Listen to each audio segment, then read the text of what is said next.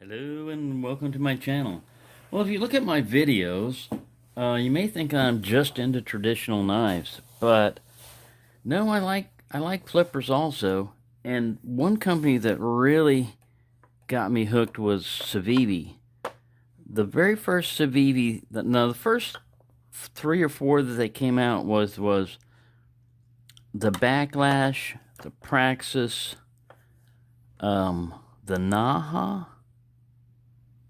Maybe it was only three. And they were like $35. Well, here's the Backlash. But this is not the first knife that I got from Civivi. The first one that I got is this one here. It's been discontinued, and it's the Shard.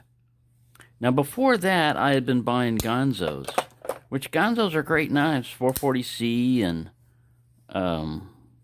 pretty, pretty decent and everything. Their average price was around 20-something dollars, D2 and everything. And at the time, I was buying a bunch, of different flippers and stuff, just trying to see what I liked and everything.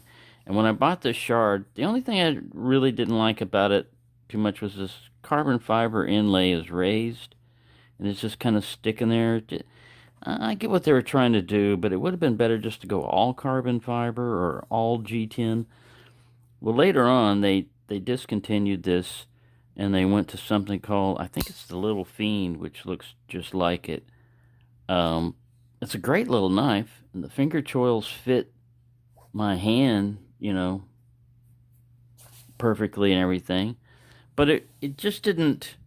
I like the action of it more than anything else. So that got me on the Civivi hunt, and I started getting a bunch of different ones. And I'd always wanted to try a front flipper, and the McKenna had come out, and a lot of people were saying, "Oh, if you're front flipper curious, you should try a McKenna." That popping noise is a bug zapper I got back here. I should have unplugged it, but it makes one hell of a thwack for a little knife. It's a cool little knife. The only thing it doesn't have that I like on small knives is a lanyard hole. They could have put like an unobtrusive one back here. I know a lot of people don't use lanyard and stuff, but when you have a smaller knife and you've got a lanyard on it, like if you've got cargo pockets, this could be concealed and everything if you're worried about concealment, but my main thing is access to it. So all I have to do is grab this and pull. Also, with a smaller knife, you can get more grip if you have a lanyard there, It's good to have that option. This is the Chronic. Now, they made a front flipper, this one, called the X-Arc. And it's basically the same knife, but, with a front flipper. And, of course, the Elementum is what stopped me, from buying anymore. Because, like I said, I had this one, and it's tuned better now, but it's just, when I first got it, it had that detent that would fail. And this one, I can tell it needs some lube. There it is. It does that. And despite that, I would carry this anyway because I loved it so much. But the bigger knife that I got that's kind of like a Praxis is the Insight. And this is a nice knife. If I'm worried about, like, I don't have a big enough knife with me besides the Elementum, because I'm going to have that one, and a traditional knife, and probably a bigger knife, it's usually this one. The difference between it and the Praxis is, first off, price. This one was like $80, and this one was $35 or so. But the Praxis is a little bit thinner blade, and the contouring is not as rounded. Like this is rounded contour, and this is like bevel flat. But the blade stop, I was going to swap them out because this is D2, and this is, I think this is 9CR 18 MOV. It's always a trick finding it. They hide the steel. They hide the steel on here. This one's really hiding well. But D2 is, it can rust. So, to be able to have like an interchangeable blade, you have this contour right here, grip that you like, and then you've got this one here is stainless steel, and this one is D2, and they're both very similar blade shapes, but there's a bigger blade stop here. You can see the pin is smaller on this one, so you can't do that. But I did take them apart. I was going to swap that out. So anyways, lately, like I said, I've been buying nothing but traditional knives, and I got a bunch of them coming in. But I have been tempted to buy. I want a bigger Elementum. This is a nice knife, but you know, I'm in Texas. We don't have that 3-inch knife law or anything else. I can literally carry a sword, a samurai sword, on my body, and I wouldn't be violating a law. You know, I mean, but a bigger Elementum would be better. This one fits my hand perfectly, and it's usually enough knife for what I need. But if I had just a little bit bigger Elementum, then I wouldn't have to carry this one, and I could replace it with the bigger Elementum. They make a fixed blade Elementum, and they're making a button lock, you know, but I want just like, basically, you can change this to a hidden lanyard hole if you want, but I want just basically same design, man. Same design, just make it a little bit bigger. Exact same choil up here, because this thing works perfectly for me. Just a little bit longer, maybe a little bit thicker. Longer, maybe a little thicker. That's it. It doesn't have to be even thicker, but I mean, a bigger belly on it would be nice. So yeah, that's my wish. And the reason why I stopped buying Civivi and stuff is they just overwhelmingly come up with so many good designs that you can only come up with so much money each month. You know, they come out with this one, then they come out with this one, then they come out with a front flipper, then they'd have a little odium, and then they have this, and they'd have that, and my list would just keep getting bigger and bigger. I'd say, oh, I want this, I want this, I want this, I want this. And it's like, wow, I want them all, you know. And the price jumped up also from, instead of being around $30, they started averaging around 60 something. Look, wild hair. The wild hair doing up here. Yeah, they started becoming like $60, $80. Well, if you keep coming out with great designs and the price is like doubled or tripled what you're used to paying, it's fine if you got a lot of money, but when you don't have a lot of money, you're stuck. And that's why basically when I got this one, an S35 VN, it was in my Carta. The detent worked perfectly. It's a little bit slicier than the other one. A little bit better steel than D2, in my opinion. I stopped buying flippers. I said, that's it, you know, I'm good. But I kept seeing them and looking at them and watching people review them and going, man, I want one.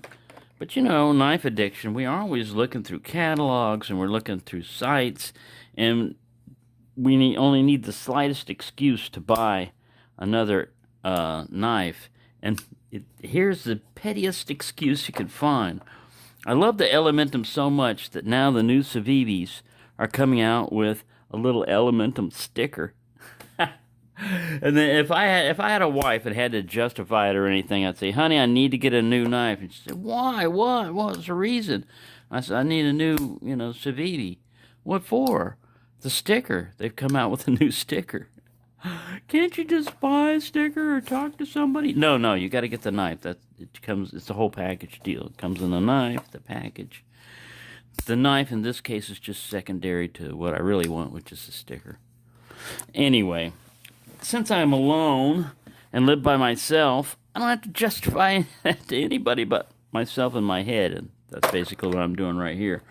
But I will probably pick up another Civivi. I have to wait because all these other good ones that I was talking about, the Imperior, you know, you can get like a fancy little carbon fiber contoured one. I would probably go with the micarta version, more workhorse one and everything. But there's still talk of them coming out with, you know, a regular, bigger Elementum flipper. So I don't know.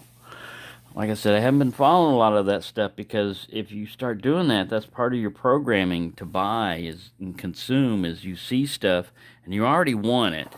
And so all you need is, you know, like, well, this guy reviewing that knife, he really liked it, so I was on the fence about it, but because this guy, reviewed it, then yeah, I want one.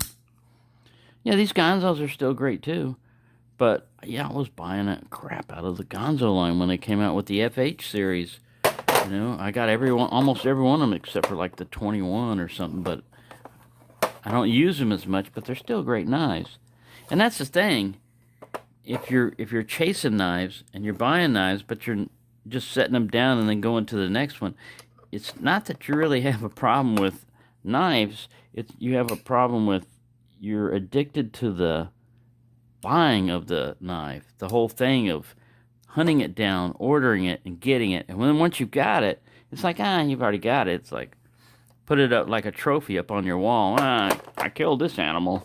I killed this McKenna hunting in Africa. And this chronic, well, streets of Chicago, of course, maybe California. That's where I hunted down this chronic.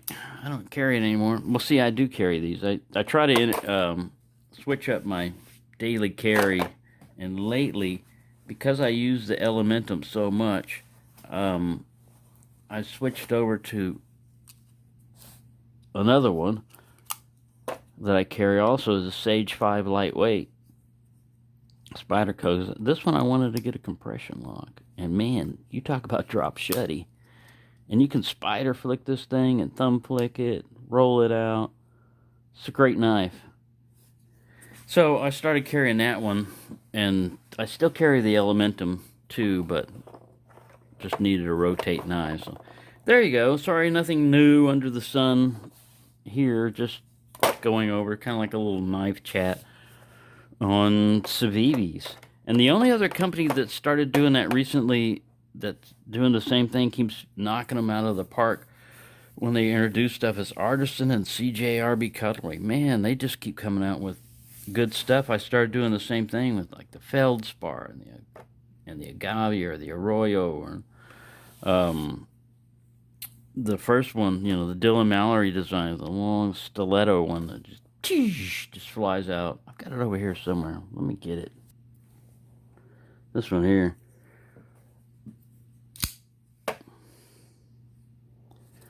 It's the J1905. I used to remember the name of it. I don't remember it right now. But yeah, this is a great knife. That finger tool actually works for me. I could choke up on it. This nice, slender, long design that reminds me of the Archaeo, which is an Artisan cutlery one. It's the same kind of handle and everything, just the Archaeo is a little bit smaller. So yeah, there you go. What was this one called? My brain is just dead on this name of this knife, but someone will remember it and put it down there in the comments. And it didn't come purple like this. I dyed this. It was originally a gray one, and I was trying to make it red, but you got to remember about colors and mixing them and what turns into what. But yeah, it didn't turn out too bad. It's kind of a dull purple there. So thank you for watching. My knife, my first knife shipment is arriving Monday. It's already here in Texas, according to, I had an email notification thing. So it's already here, but it's going through the post office, so they don't open up until Monday, even though if it's here on Sunday. Anyway, there you go. Thank you for watching. Oh, and my giveaway, I'll definitely do this month, this drawing, and I might set it up tomorrow, but I'll put a video up and I'll talk about it. But it's going to be open to all subscribers, national and international. I think I'm going to have 2 drawings. I'm going to set up one for international people only, the ones that are outside the United States, and the other one for the United States, because that way I can do the United States one. Postage isn't going to cost me much for U.S. shipping, but overseas it's going to cost me more, and way more. And I want to cover that because, people overseas are a valuable contribution to the knife community with comments and supporting us and showing us what they've got over there, or if they've got a channel. And I want to make it so that they're not punished, just because they live overseas. Now, the reason why I would have to separate it is because knife laws. I'm not going to be able to send something like this that would get confiscated or, snagged by customs, and you'd lose it. So it'll be like traditional knives that won't offend anybody, any government or anything. But anyway, there you go. Just give you a little heads up what's going on, and enjoy Blade Show. This is the stuff that's coming in is my Blade Show W purchases. So unbeknownst to y'all, everybody that went up to that site and was buying knives at Blade Matrix, Rough Riders and stuff, that was kind of like our virtual Blade Show. We were all in the same store online, but we didn't get to meet each other. There you go. I'll let you go. Thank you for watching. Oh, earthquake. And have a nice day.